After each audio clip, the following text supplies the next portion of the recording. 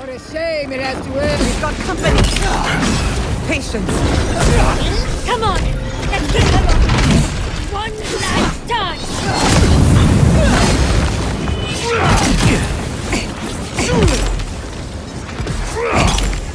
This will hurt.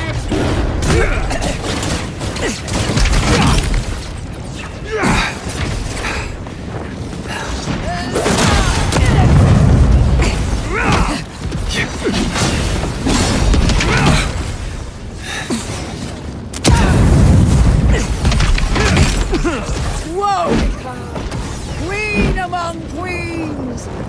Send me your aid! Wodika is done with you, Queen. Onward.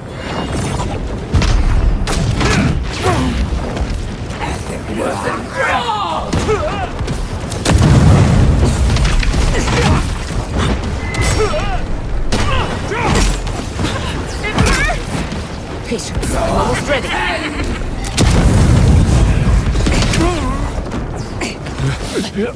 Just a minute.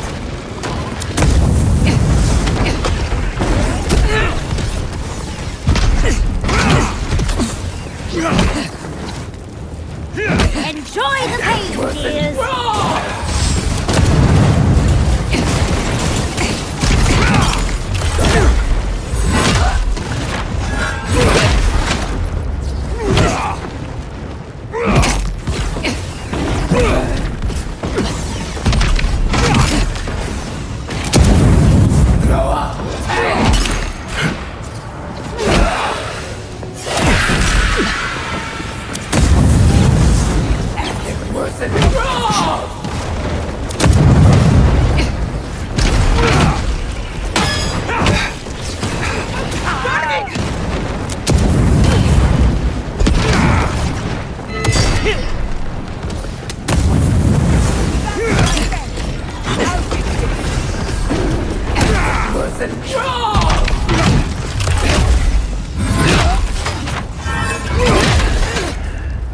Again!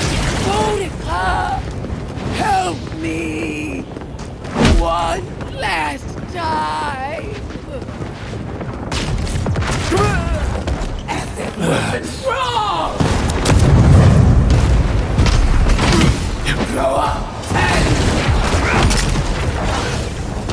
Your days are numbered. Wait a moment, dear.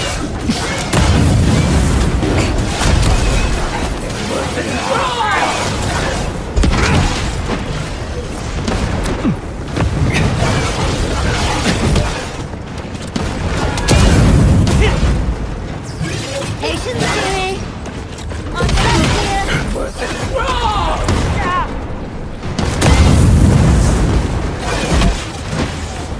Need a moment, dear.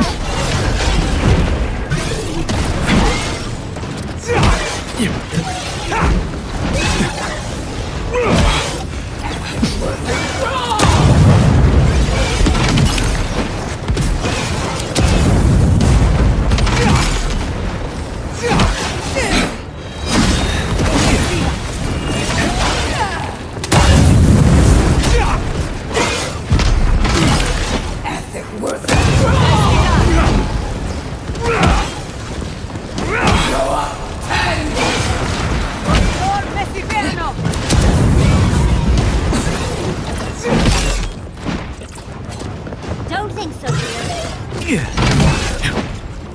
Just a minute.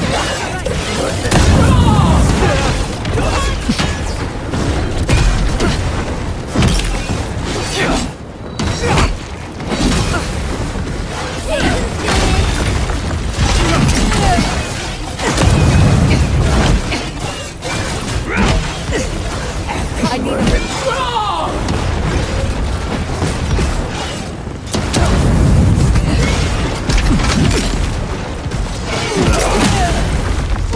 a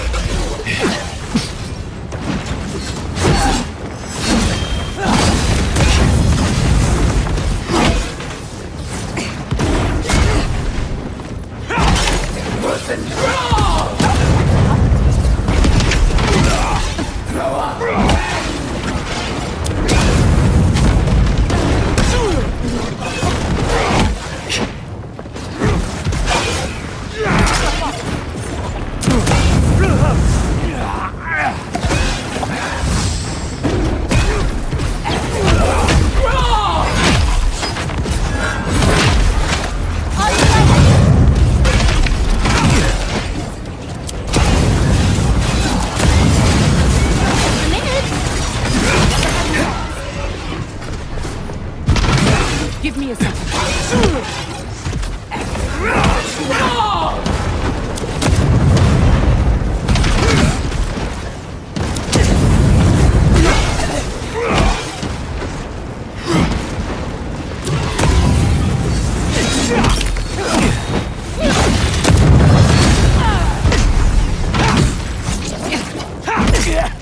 Monica!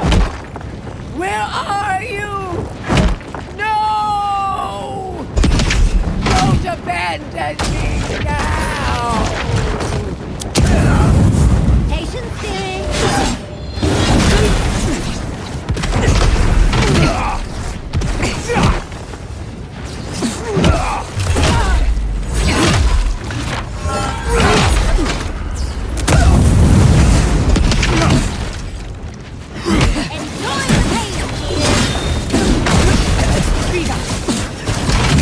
Have that one.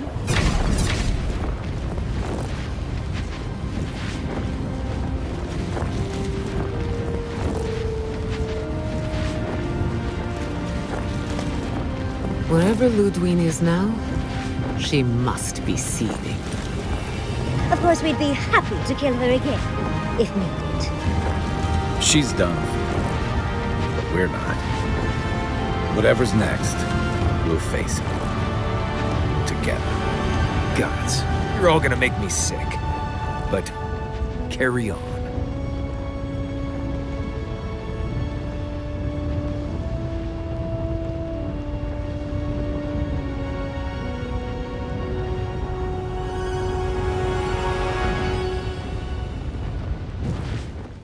Silence falls over Paradise, as though the city is holding its breath. Then you hear it, the ringing of a distant bell, the waving of banners, and cheers of victory. After a short and bloody conflict, the dust has finally begun to settle. There is an absence in your thoughts where Sapadal dwelled. Once, the god of the living lands would have flinched at this rare moment of tranquility. Instead, they are one with the silence. The Paradise militia rallies to you, the outsider who defended them in their hour of need. Whatever happens next, you have won their confidence. You take a moment to reflect on the calm. Not so long ago, you arrived at these shores on a simple errand, which turned out to be anything but simple. The Dream Scourge is over, and the island has been cleansed of plague. A time of healing and mourning follows. People look to you for answers about the source of the affliction. You tell them the truth, how the origin of the plague has been destroyed, put out of its misery, and leave it at that. Thanks to you, the living lands has escaped Adiran oppression. The free settlements unite under a common banner and begin the fraught process of negotiating new traditions and values. The Empire withdraws. The frontier remains wild, but not for long. For the rebels of Paradise, this is not a victory they can share. Fearing your wrath, they retreat deeper into the wilderness, taking their secrets and ideals with them. The refugees of Emerald Stair find a cold welcome in the city of Paradise. Animancy is frowned upon, but their knowledge of agriculture is highly valued. The first bountiful harvest improves relations. The ashes of Fior Messiverno continue to smolder. Scavengers avoid the ruins, fearful of spirits unleashed by animancy gone awry. The once promising city is nothing but a cautionary tale. For the people of Shatterscarp, independence is bittersweet. Those who cannot withstand the grief inflicted by Ringgrim's spell leave the settlements, vanishing into the wilderness.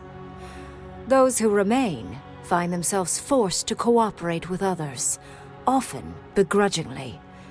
With so many dead, the need to stave off hunger outweighs any distaste for certain trading partners.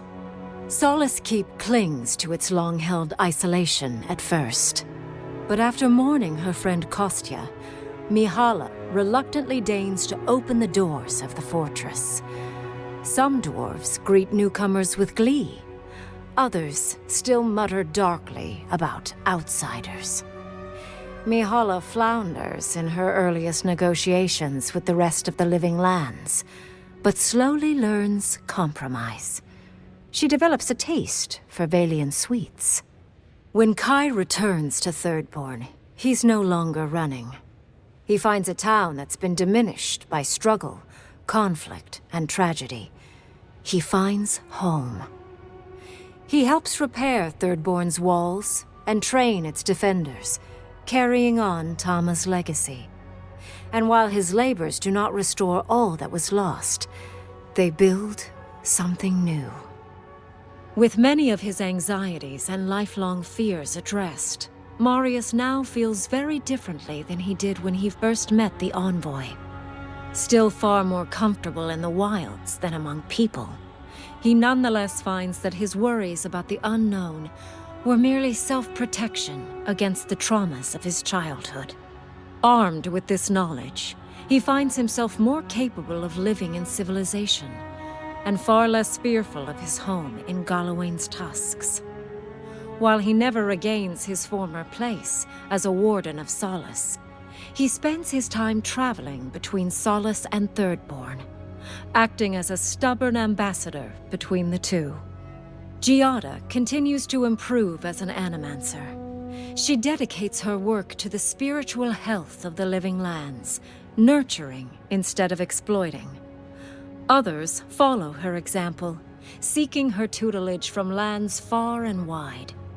In the years to come, rumors spread of a secret society gathering in the wilderness, where animancers work in harmony with nature.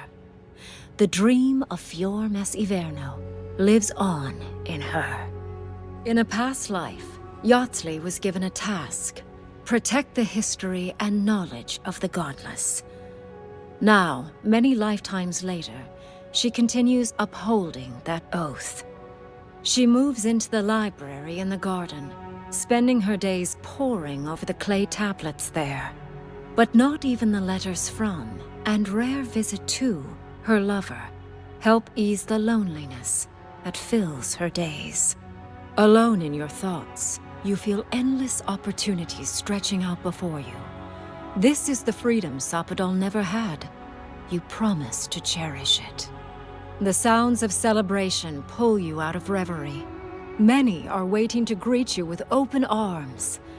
You take a moment to catch your breath and savor it, because everything is about to change.